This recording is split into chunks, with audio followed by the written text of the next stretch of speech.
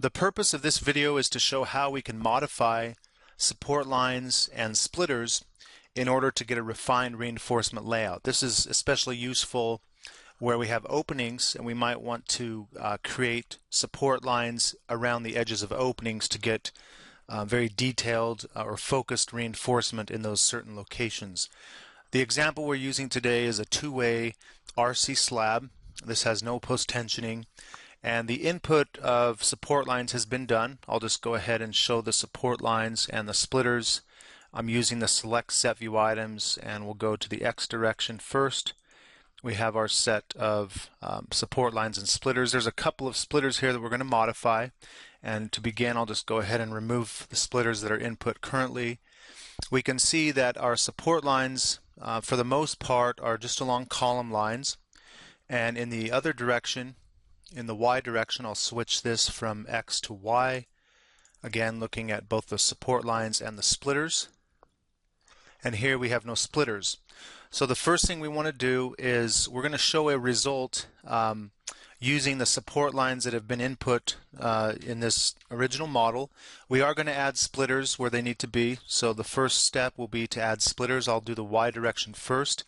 The general rule of thumb for splitters is that if a support line terminates inside of the perimeter of the slab, we need to have a splitter, and that just helps the program determine the tributary regions. So you can imagine the program is trying to split this area here between 1, 2, and 3 support lines in terms of their tributaries, but it doesn't know where to extend the edge of the tributary to because there is no splitter here. So first thing, we'll go to strips.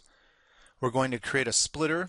Because the splitters will be used to generate the Y direction tributaries, the splitters have to be called Y direction splitters. So when I activate the splitter command, I can tell that I'm using an X direction splitter because of the circle. There's a symbolic representation, that little circle at the cursor, and we'll just go to the properties menu and we'll go to Y direction.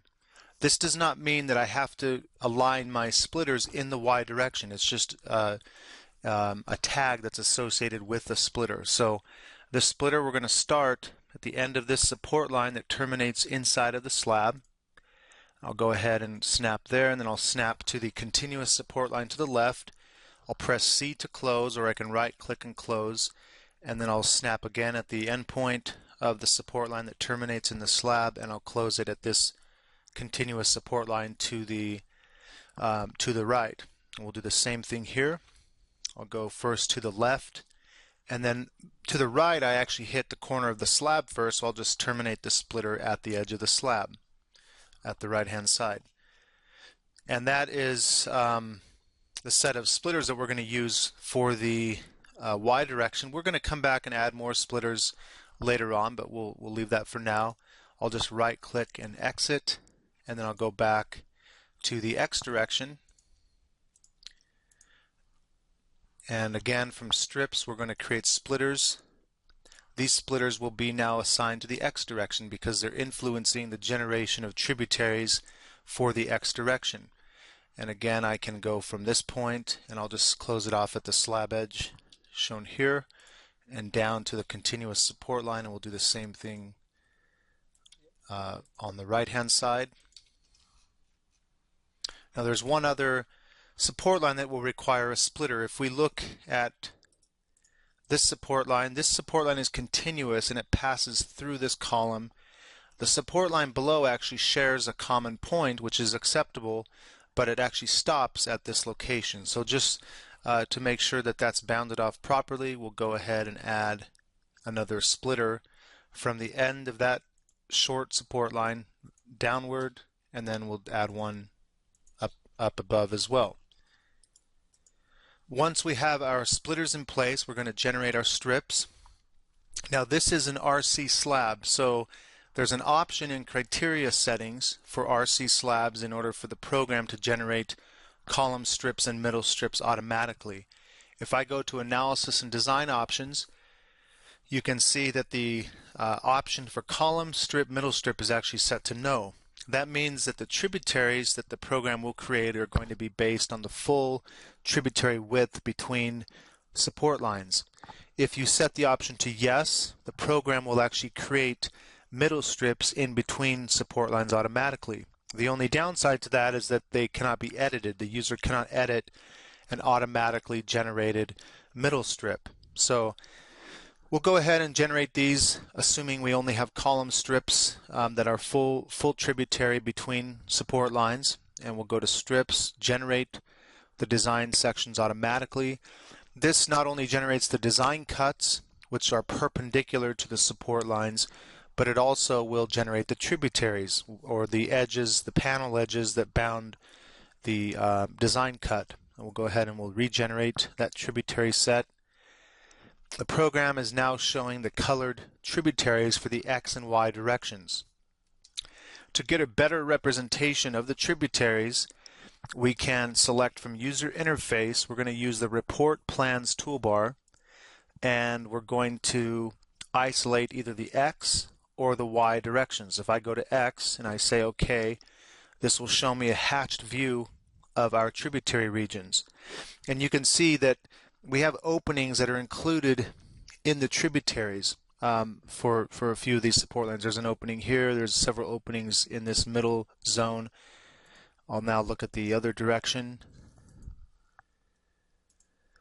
So now we have the Y strips, and we see the tributary regions for the Y. Again, we have some openings that are located within the tributaries, and we'll just keep those as they are. Currently, if we wanted to review the design cuts along the support lines, I can open the support line results toolbar, and this option for display the design sections. We have X and Y design cuts here. So we're going to first mesh the structure, and I'll just jump this up to 5 feet for the mesh just for a quick analysis.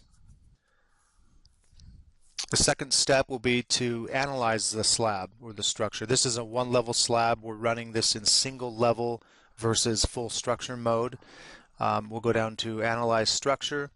We're going to analyze 4 load combinations, 2 service and 2 strength type of combinations. So we'll turn off my analysis option. We don't really need that for this case.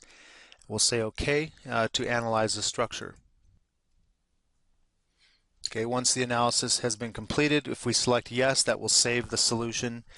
The next step, or the third step, will be to design the design cuts. So this is the step where we actually design the reinforcement relative to each one of those strips. We'll go to FEM, design the design sections. So once our design sections have been completed, we're now going to just generate the reinforcement. And to clean this view, I can always go back to my default display. The default display can be set under the Select Set View Items here as Save as Default on the lower left corner. I'll just go back and I'm going to select FEM, generate the rebar drawing, and I'll generate this for the envelope of results. And you're going to see we have a lot of rebar shown in the slab. So to clean this view up a little bit, we'll go ahead and use our reinforcement toolbar. I'll pull that out here in the main screen.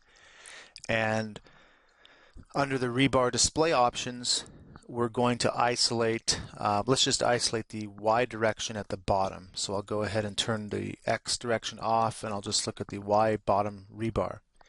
If we look at the Y direction bottom rebar, we can see that for several of the locations around openings, the program is actually showing a distribution that extends into the opening. The reason it's showing the rebar this way, number one, is that for RC designs in the program, the rebar layout is hard-coded to show bottom reinforcement for two-way slabs as distributed. So if I go back and turn on my X direction strips, let's say, let me go back here for just a moment, and then I'll reset that. So if I double-click on my support line, this support line is currently defined, if I go to design, as a two-way slab. That triggers the program to output the reinforcement as distributed at the bottom of the slab. So all bottom rebar is distributed. It's distributed over its tributary width. So the program in this case does not recognize the fact that there might be openings here because the section cuts into the opening. Even though nothing is really going on in the opening in terms of shell elements and integration of the force or the actions along that line, the distribution of the rebar is shown this way because the tributary region actually protrudes into the opening. So that needs to be cleaned up. In order to clean the layout up and to show a different distribution, which might be to the edge of the opening, we first have to generate more splitters to bound the opening off from the tributary. That's step one. And you can see that also occurs here. It occurs in different regions within this slab. I'll go ahead and turn the sections off. If I change directions, let me just check the X direction, we have similar types of results. This shows the rebar distributed over two openings. So we have, in this case, if I double click on the reinforcement, we have 14 number 6 bars spaced at 17 inches.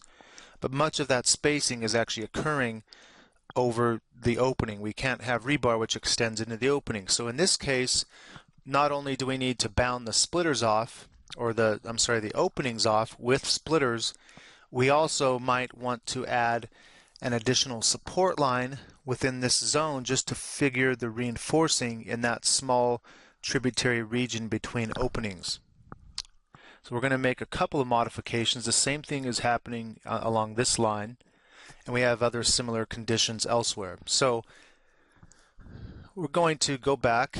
I'll go back to my default display, just turn the reinforcing off. And by the way, the same types of conditions could occur also with top rebar. Top rebar in two-way slabs, which are mild reinforced in the program, are also shown distributed. So they have the similar type of condition where rebar might be shown as distributed through an opening. So let's go back to default display. I'm going to work on my X direction support lines first, and I'll go ahead and isolate and turn on my X direction. With the splitters, we want to make sure we turn on the splitters that are currently in place. Okay, so the first thing we're going to do, we're going to add splitters at these openings, which are only at one side of the support line. So for example, here we have an opening, and we want to bound that opening off from sections cutting into it. So you can see these sections cut into the opening.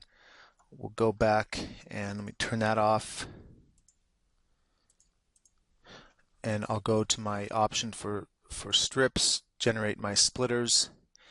I'm working again in the X direction, so I want to have an X direction splitter. I know that it's on X because I have a circle by it. So a lot of times you'll see me snap on the corners of openings. That's really just as a control point. I know I can snap easily to that point as my first reference point. So I'll snap here. I'll extend it to the bottom of, or the continuous support line below, and then I'll just snap up to the support line above. And then for this side, we'll just snap so it's perpendicular to the existing support or splitter. And then finally, I'll close this opening off with a with this splitter along the edge of the opening. Now, in this case, we have a problem where we have an opening here. So because I have 4 splitters around the opening and there's no support line within the opening, no section cut will extend into here. This is basically an island. Nothing's really happening in that zone. But I've also done the same thing next to this. I've isolated this chunk of slab where there's actually concrete. Therefore, no sections are actually going to cut into that zone. But we want to be able to take care and consider that zone. So what I need to do is just modify how this is going to be, how this will be outlined here for this splitter below. So I'll delete that splitter. I'll go back to strips, and let's just regenerate those splitters. So this splitter might come up to here, and then I can go from there, let's say up to here, and then I'll just move these splitters back along that opening, something like that. So now I only cut out the opening or void out the opening region. I don't void out any portion of the slab to the left of the opening. I'm going to save these for last, and I'll do this two different ways. It's essentially the same configuration, but I'm going to approach it in two different ways. Here we have a similar condition where we only have an opening on one side. So let's go back to splitters.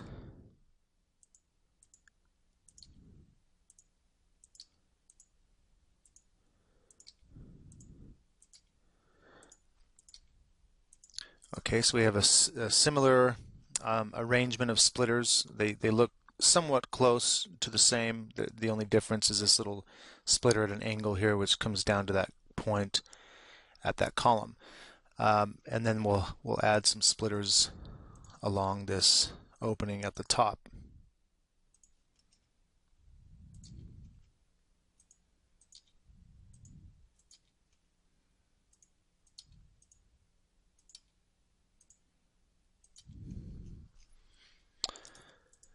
Okay, we've added the splitters now. I'll leave, again, splitters alone for now for these two sets of openings in the middle. I'm just going to generate my strips again and show what the tributaries look like in this case. So if I go back to my Report Plans toolbar, look at my X direction, you can see that we have a situation here where the opening is cut out of the tributaries, so this looks correct. This again looks as it did previous, just because we haven't added any splitters there. Here we have a situation where only a portion of the opening is actually being cut out, so we need to go ahead and fix that. And then at the top we have this strange reach up to this top support line in the tributary, so we also need to clean that up. We'll go ahead and make those modifications. The snapping tools associated with splitters and inputting of the splitters can be very sensitive, so we need to make sure that all the splitters are connected properly in order to work properly. So to make sure that I get the proper tributaries, we want to make certain that the support lines are not continuous. We go from snap point to snap point and not snap, snap, snap, snap. That would make one continuous support line. Here you can see we've actually isolated each one and they're individualized, and that helps with this one actually needs to be revised to there, and then I'll add another splitter between there. Okay, so now we'll go ahead and generate our strips, and you'll see the cutouts in the near the openings in the slab. So the tributary, for example, this tributary goes along, and because I have a splitter along this edge, it knows to extend down to the face of the opening.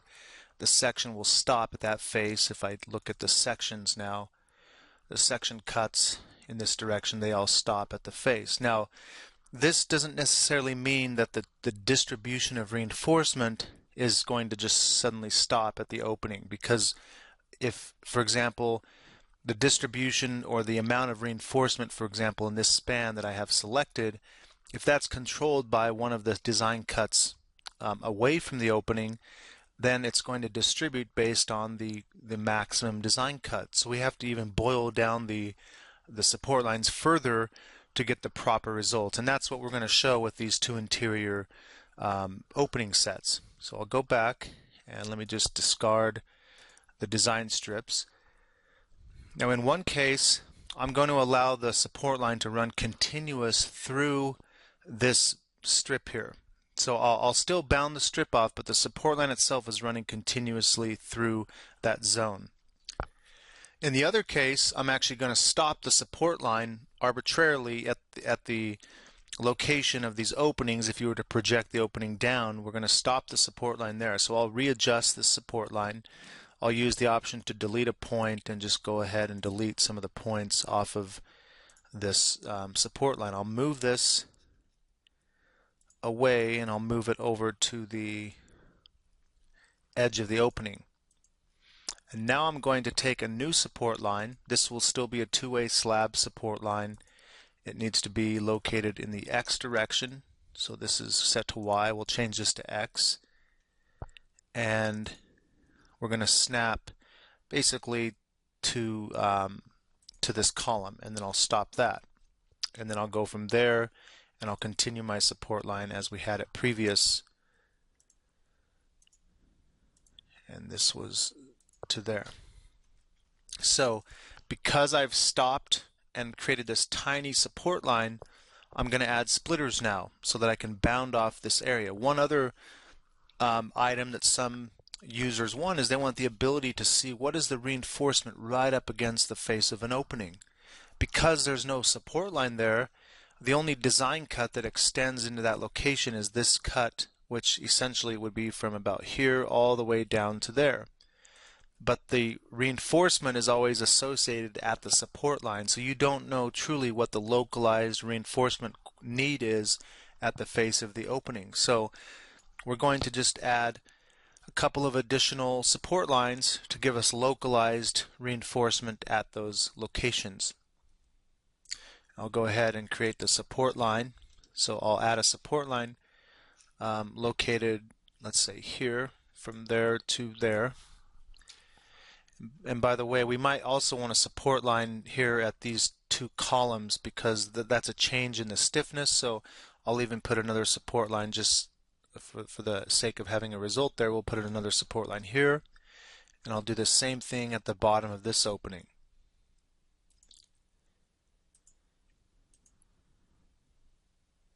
And because we've stopped this support line off the face of the column, that doesn't necessarily mean that that's a cantilever.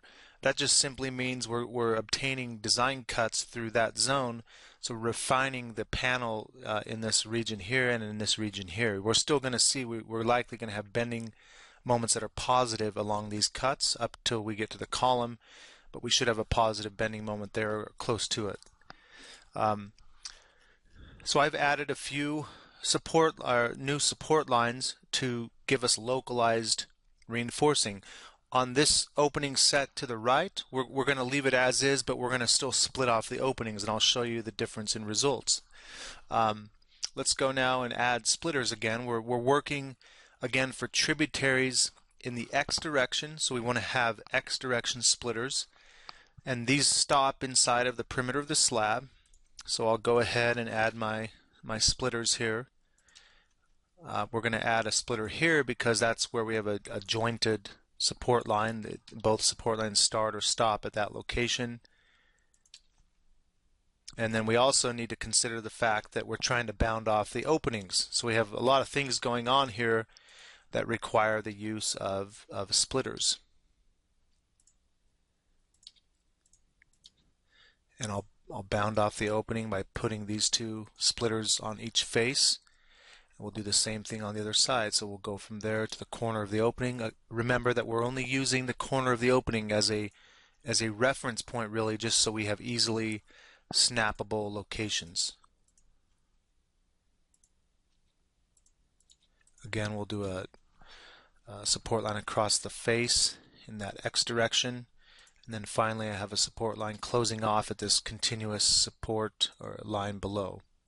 I'm sorry, I have a splitter continuing down to that continuous support line below, and then we have the same thing over on this side. So we'll add a support line there and there. Now, before we go to the one set of openings on the right, let's go back and generate our tributaries.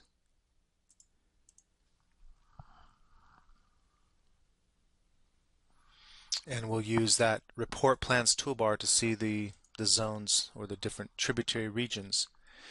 And you can see this tributary region is bound by this box. That looks okay. And then we have a tiny tributary region here which kind of cuts into this strip that's orange below it, and that is to give us the reinforcement right along that face of the opening. That reinforcement technically should not extend into the opening because of how we've cut out the opening using splitters, and also due to our placement of the support line. You can see in between the two openings we have this tiny little support line here, which is really just to give us reinforcing in that zone. And then we have the same condition at top. We do have some leaking of the tributary into the opening here, so we'll go ahead now and we need to fix that. So we'll go and turn these off. We're going to discard the design cuts, and if you recall, I actually modeled this back here to this point, so that's one of the reasons why we're not getting the right tributaries. Really all that I need to do now is I'll just add 2 more splitters from that point up to the location above and the support line below, and that should allow us to obtain the right tributaries. So let's go ahead and regenerate the tributaries.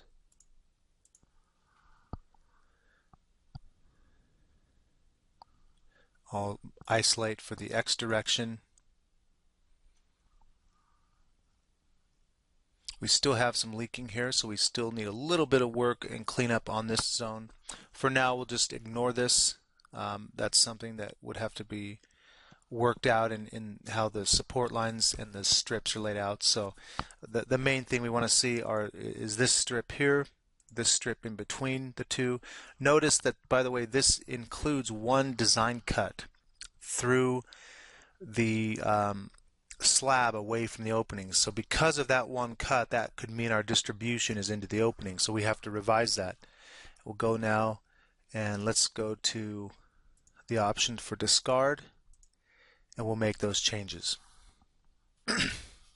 So I'm going to delete a few of these splitters. We're actually just going to move this point to there, and we'll move this point over to there. We want to make sure that these are snapped properly to the different locations. So everything there looks okay. Let's go back and regenerate.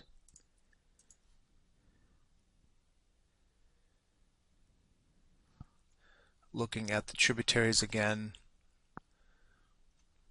we still have a little bit of leakage shown in this view, but if we actually look at the design cuts, here have a little bit of overlap. That's really the only issue that we're seeing.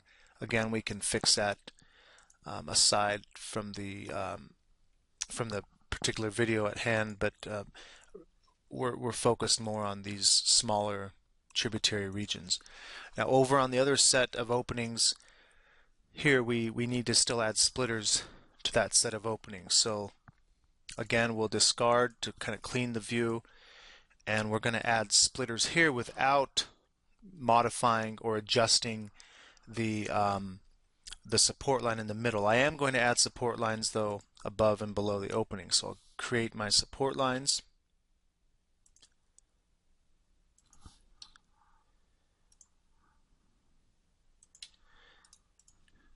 And now go and add splitters.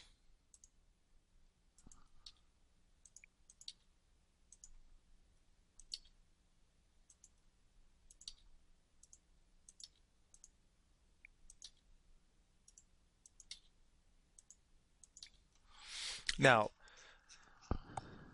we want to make sure that those are actually touching in terms of their placement. Those look okay. And then we'll go and do the bottom side also.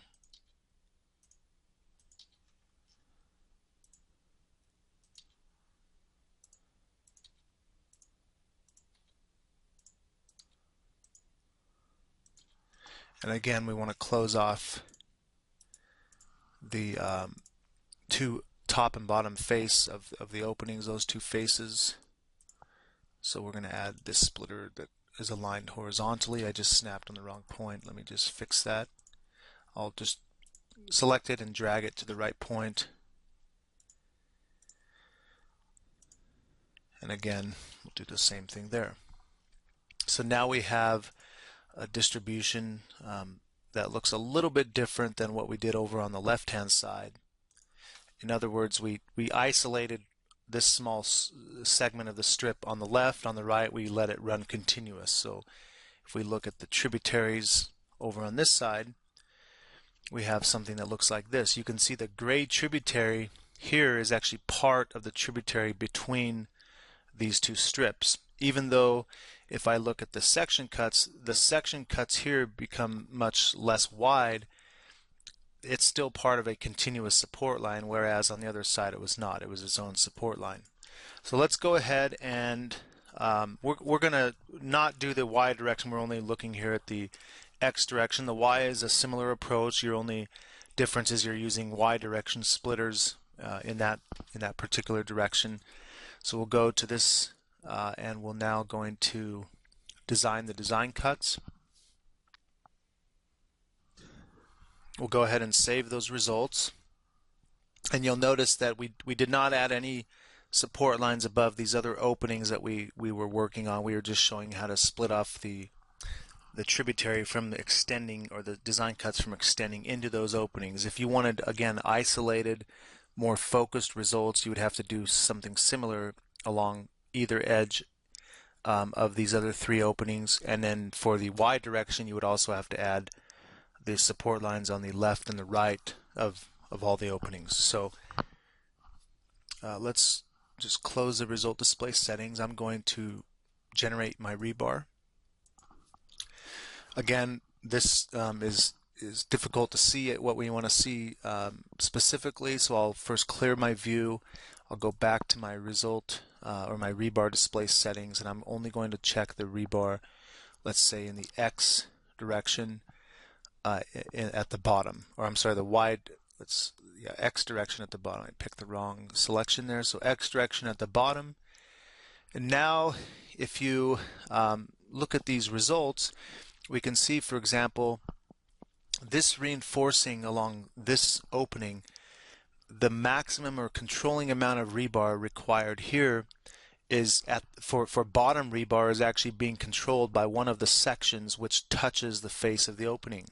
Therefore, the extension is shown to the face of the opening. If I actually switch this to top rebar, the top rebar will be shown distributed into the opening, because the top rebar demand is being controlled by a section near the support where you have negative moment. So if I switch this to top rebar in the X, you're now seeing this distribution extend all the way up, because it's based on the design cut, which is away or to the left side of this opening.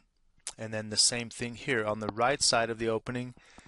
This extends all the way through the opening only because it's being controlled by a design cut that's at the right side of this opening. So to get more detailed results along the bottom, the top, or the left or right sides of this opening, we have to break up the support line into individual support lines near that edge of the opening, because this is actually along right near the actual support line, or the center line of this frame, let's call it.